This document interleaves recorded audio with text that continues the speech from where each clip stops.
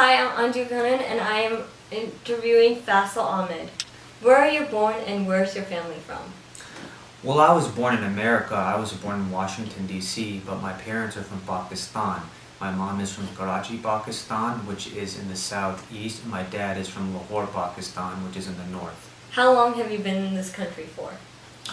Well, like I said, I was born here and I've lived here my entire life, but I have been back to Pakistan about 4 or 5 times. And when I was a kid, about 1 or 2, I lived there for about 8 months. What are some languages spoken at your household? Well, growing up with my parents, I spoke English and Urdu. And it's important to understand that in Pakistan, the 2 main languages are Urdu and English. Urdu is also spoken not only in Pakistan, but in India, and it is spoken as well in other diaspora communities around the world, for example, in parts of Africa. Like I said, Urdu and English are the 2 main official languages of Pakistan. However, each province also has its own language. So, for example, in the Sindh province, people speak Sindhi. In Balochistan, people speak Baloch. In the Punjab, people speak Punjabi. And there are other regional languages used as well. But Urdu and English are very common. What are your cultural values? Okay, before I answer this question, I would just like to clarify something for the audience. Being Pakistani and being Indian is not necessarily an ethnicity. It's commonly used that way, say for example in the United States, but it's more accurate to say that being Pakistani or being Indian is possessing a certain citizenship. It's a nationality, and there are many ethnicities as well as many different cultures within each country. So for example, my parents came from Pakistan and Anju came from India. However, Anju, she grew up speaking Tamil, and the Tamil culture and people live in the south of India. And while there are cultural similarities, there's also many cultural differences between the north and the south. For example, language. Tamil is a Dravidian language, and Hindi, which is spoken in the north, along with other languages, is an Indo-Aryan language. So going back to the initial question, my parents are from Pakistan, but my dad's side of the family is Punjabi, and again, just to let the viewers know, the Punjab initially was undivided before the partition, before Pakistan was created. So half of Punjab is in India and half of Punjab is in Pakistan. So my dad's side of the family is Punjabi. My mom's side of the family is also half Punjabi, but my maternal grandmother was Hyderabadi, which is she came from a different part of India. Growing up, as I said, even though my dad's family was Punjabi, and my dad knows the Punjabi language, I don't. I can understand it a little bit, but I don't speak Punjabi. I grew up speaking Urdu and English. To give you another example of cultural values, growing up there was a big emphasis placed on family and religion.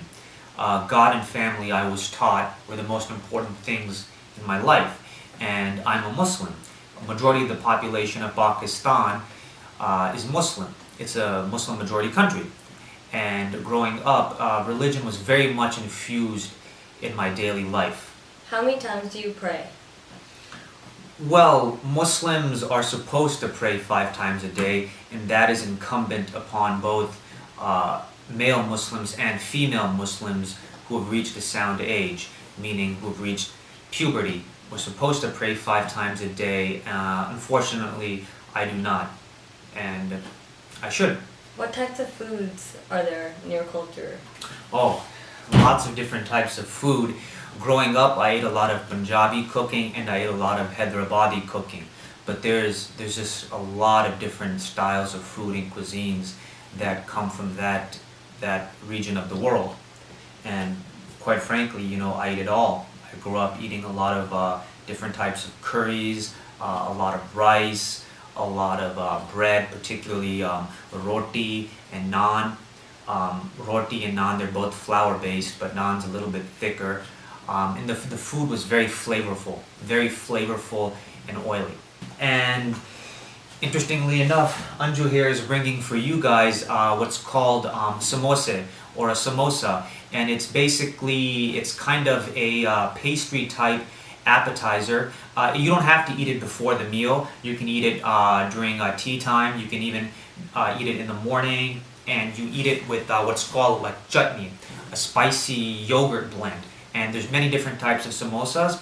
I don't know exactly which kind she is making, but you can put potatoes in there, you can put ground beef, you can put all sorts of different spices, and they're really good. And it's a very popular dish or snack in that part of the world, not just Pakistan, but India, Sri Lanka, Bangladesh, and it is a staple of the South Asian diet. Can you please, Faisal, describe what clothes we're wearing? Sure. You want to stand up? Okay. Alrighty. So basically what I'm wearing is called a shalwar kameez, and it is all cotton, cotton pant and a cotton top called a kurta. And I want to emphasize again that it's cotton and it's loose, and that's because these types of clothes, this clothing was designed for a warmer climate. And in Pakistan, India, and the rest of South Asia, it is a warm, very warm, even at times sometimes dry, tropical climate. So these clothes are designed for that climate. And what I'm wearing right now, you wouldn't necessarily wear this every day going out and about. You'd probably want to wear this to, say, an evening party, or if you're going to, a slightly more, semi-casual event for an evening dinner or what have you.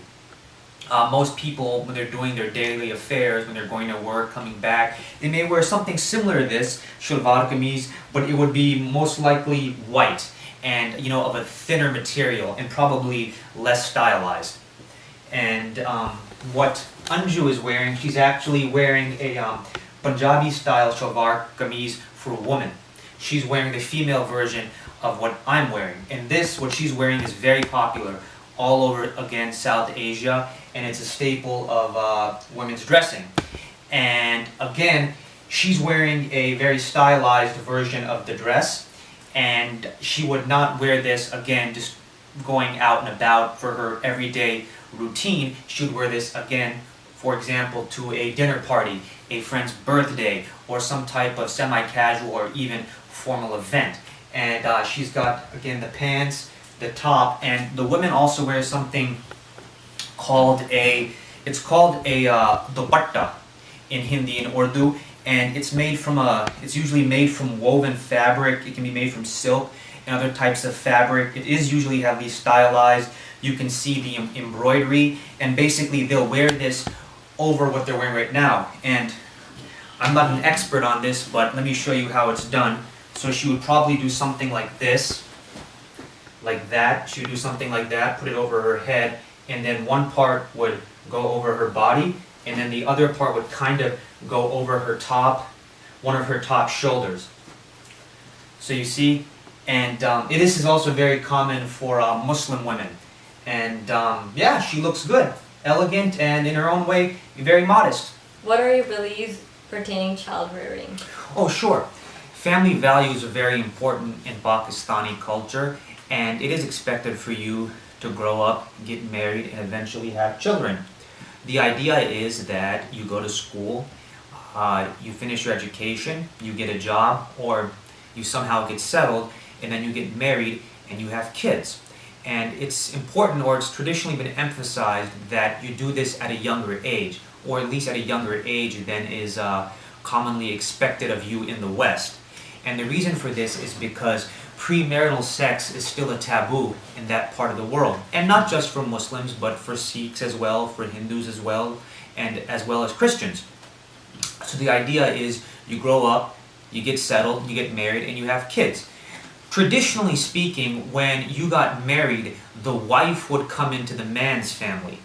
And the reason for this was so that the grandparents, the man's mom and dad would help raise the children, and the wife would also help with household chores and household duties. That's traditionally how it's done. So it wasn't just about a man and a woman getting married, it was also about two families coming together, and from that the entire community. However, things are changing. And it's not only because of cultural diffusion or the increasing prevalence of Western norms in that part of the world, but it's also because more and more women are entering the workplace. And that's slightly changed the dynamics. Well, actually, I should say it has changed the dynamics of how things are done. But those expectations are still there, and many people still, follow this route. Family values, raising a family within your own community, those values have always been very important in that part of the world, in that culture. What are some of the music and games in your culture? This is a very interesting question because I was born in America and I've lived here my entire life. So the music that I have tended to listen to has been from this part of the world. I grew up in high school. I listened to a lot of punk rock and underground hip hop. And the same with games. I grew up playing football. I loved tennis. I did martial arts. In that part of the world, probably the most popular sport, at least when we're talking about Pakistan, India, Sri Lanka, and Bangladesh, South Asia, is cricket. Cricket is originally a British sport, but it spread to all the Commonwealth countries, or they're now known as the Commonwealth countries. It spread around the world through British colonialism, and it's very popular in Pakistan, India, Sri Lanka, South Africa, New Zealand, Australia. And what's also interesting is that, like soccer, the best teams in the world for cricket are actually not English. The best team right now in the world, it's been for, about over a decade now, is actually Australia. But Pakistan also has a very strong team, and India has a very strong team, and they have also a very, very, very strong and bitter rivalry. It would be like Brazil versus Argentina in the World Cup, or Brazil versus Germany in the World Cup. That's how strong the rivalry is. But of course, there are other sports. Traditionally, wrestling has been popular for men, as well as other things, horseback riding. And I'm speaking historically right now. Things that aren't necessarily practiced as much these days, like in that part of the world, the ability to raise birds and falconeering was very popular, and I'm not sure if it's practiced as much today. I should also mention that with cultural diffusion and with cultural transmission and globalization, also other Western sports have become more popular in that region. For example, baseball, basketball, even MMA, and of course with the spread of different types of music, particularly rock and heavy metal, they're very popular in Pakistan and India, and now hip-hop and rap is also becoming very popular. If we want to talk about the traditional Pakistani music, again, it's important to know what region in Pakistan we're talking about. Perhaps the most prevalent or well-known type of music from Pakistan or that region that encompasses both Pakistan and India, for example, the Punjab, is Bhangra. Bhangra is initially started out as a type of folk music or folk dance when the harvest would come, and it originated in the countryside. Now that type of music has grown. It's all over the world now, and there's also something called fusion, meaning that people will blend Bhangra and they'll blend other Western styles of music and put it together. And that's, for example, there's a big scene in the UK. To give you another example, traditionally there's something in that region, there's something been called Qawwali. Qawwali is religious or devotional music, particularly practiced or sung by Muslim Sufis, who would sing these religious chants and these religious poems, and those lyrics would be accompanied by usually a certain string instrument and certain percussive instruments. Not necessarily the Western style of drums, but what's called like a tabla or a duff. It had a more heavy percussive sound, and that type of music is still popular. As for me, I grew up listening to some of it. My parents listened to a lot of it growing up, but to be honest, I was more influenced. I listened to more Western styles of music than I did the type of music that historically has been listened to in Pakistan and India. How is grief taken in your culture? Well, that's actually a very good question, because if you want to get to know a culture, you should understand how it views life and death.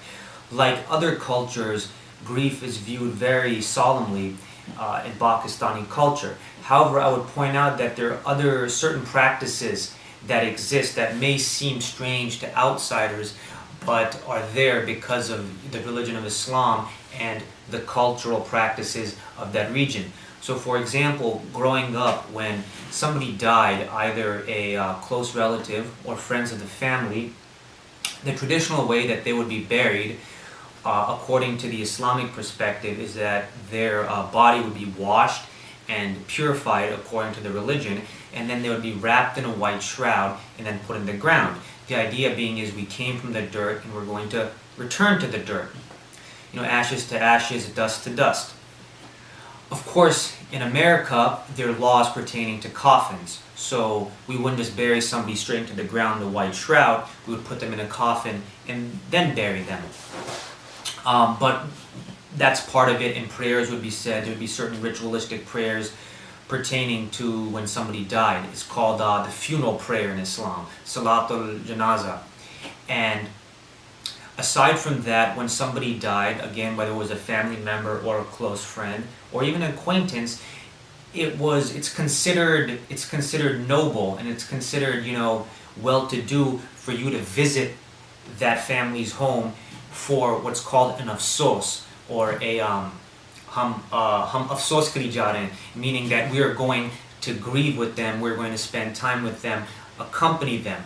And you would go to their house and you would talk to them, you would talk about their life, you would offer your prayers, and you would be there for the family who lost one of their own. Another thing that exists in Islam, but I think that this is particular to South Asian Muslims, is something called a Quran Khani. As you know, the holy book for Muslims is the Quran. So, and it's considered very noble, and it's considered a blessing in the religion when people finish reading the Quran.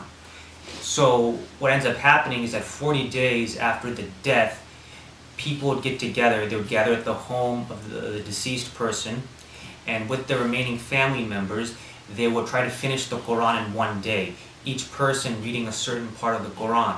And after the Quran was finished, again, you would offer prayers, you would offer your blessing, and then you would have dinner, and the guests would mingle. So that's just giving you an example again of how religion is sort of infused into the culture of daily life for many people. And in this case, it pertains to grieving and death. Thank you, Faisal Ahmed, for letting me interview you. Yeah, thanks for having me, and I hope you guys learned something today. Thank you. Take care. So after this interview is over, do I still get the pizza that you promised me? I didn't promise you a pizza at all. No, I remember that you promised me a pizza.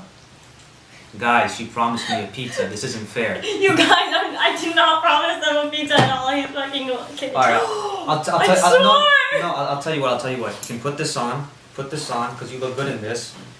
And after that you put this on, we'll go grab a bite to eat, okay? Okay. On me. Thank you, Faisal. No worries.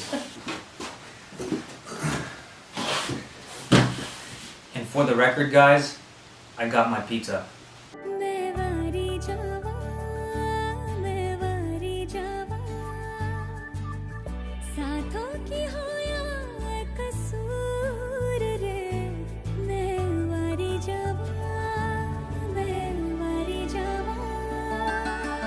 छू लिया तूने लब से आँखों को मन्नतें पूरी तुमसे ही छू लिया तूने लब से आँखों को मन्नतें पूरी तुमसे ही तू मिले जहाँ मेरा जहाँ है वहाँ रौनकें सारी तुमसे ही